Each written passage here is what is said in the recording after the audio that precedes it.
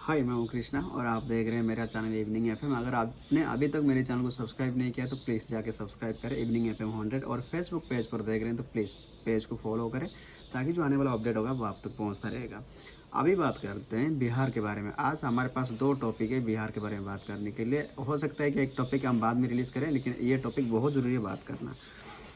बिहार में भोजपुर का एक डिस्ट्रिक्ट है और वहाँ से एक खबर, बहुत दुखद खबर है जो आप सबको पता होगा इस खबर के बारे में। खबर ये है कि भूषण भरत भूषण तिवारी करके एक युवक जो काफ़ी लंबे समय से अपने गांव में, अपने ज़िले में हुए बाढ़ पीड़िताओं के लिए आवाज़ उठाता रहा। जो मौलिक मांगे, जो मौलिक अधिकार है उसकी बात करता रहा, वो मांगे उसने करती रही।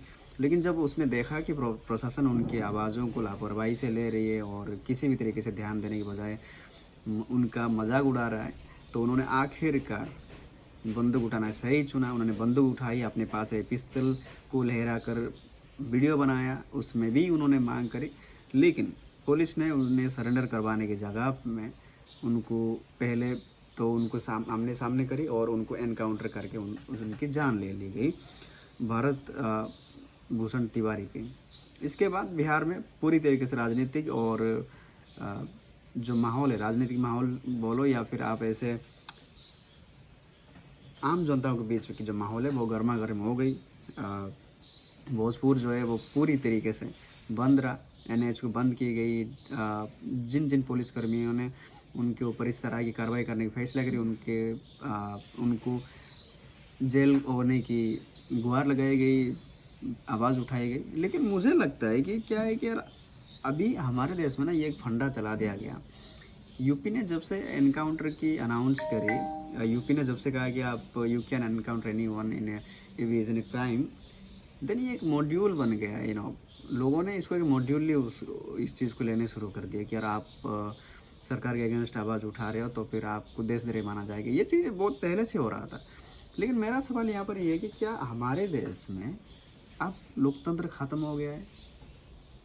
क्योंकि अगर आप सोचोगे या आप बोलोगे कि नहीं ख़त्म नहीं हुआ, लोकतंत्र है अभी भी, तो लोकतंत्र है तो लोकतंत्र में तो आवाज़, जनता की आवाज़ ही तो है। मतलब जनता की आवाज़ को तो सुनना चाहिए सरकार को। सरकार को किसी भी तरीके से इस तरीके की पदक्षेप कभी नहीं लेनी चाहिए जो इस बार सरकार ने लिए।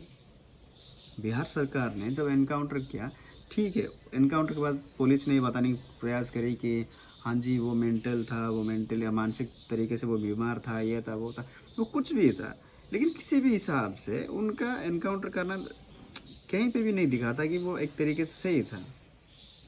किसी भी तरीके से नहीं दिखाता है। हमें तो नहीं लगता कि इसमें कहीं पे भी एक वैलिड पॉइंट है कि भाई हाँ आपने हत्या कर दी तो ठीक है, वो ऐसा रहा ऐसे रहा, नहीं, कभी नहीं। क्योंकि आपकी कर्तव्य है, आप पब्लिक सर्वेंट है। You police is the public servant of this nation.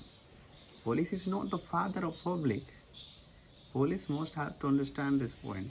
And I think for me जो डीआईजी वगैरह होते हैं, आईपीएस वगैरह होते हैं, उनको ये चीज़ें बेहतर तरीके से समझ में आता है। लेकिन ऐसे क्या आप बता गई, अगर वो बंदा सरेंडर कर रहा था, जो सिचुएशन बताई जाती है, जो सिचुएशन मैंने पढ़ा है, उसमें ये तो साफ तरीके से बताया जा रहा है कि यार बंदे ने आमने सामने आई, उन्होंने सरेंडर किया। सरेंडर करने के समय में उन्हें शांत करके सरेंडर करवा के उससे पिस्तौल लेके उसको कानून के दायरे में लेके खड़ा करने की जगह में उनकी हत्या करना, मैं इसको हत्या मानता हूँ। क्योंकि पुलिस के पास ऑप्शंस थे। ये हो सकता था कि आप उससे पैर में गोली मारते, उसको जख्मी करके उसको अरेस्ट करते, लेकिन उसका जान लेना मेरे हिसाब से कहीं पे भी पॉइंटेबल नहीं रही है। और मैं मानता नहीं हूँ कि आप लोकतंत्र में जी रहे हैं। और बिहार एक ऐसे राज्य है जहाँ पर ये सभी चीज़ें आम बनता जा रहा है। कोई पुलिस को बंदूक दिखा के घर से दूर रख रहा है तो पुलिस किसी को गोली मार देती है। पुलिस को किसी समय पुलिस को खुद चेक करके किसी घर के अंदर जाना पड़ता है, तो किसी समय पुलिस खुद इतना दादागिरी बन जाता है। ये बिहार में ही है। क्योंकि सोनू मोनू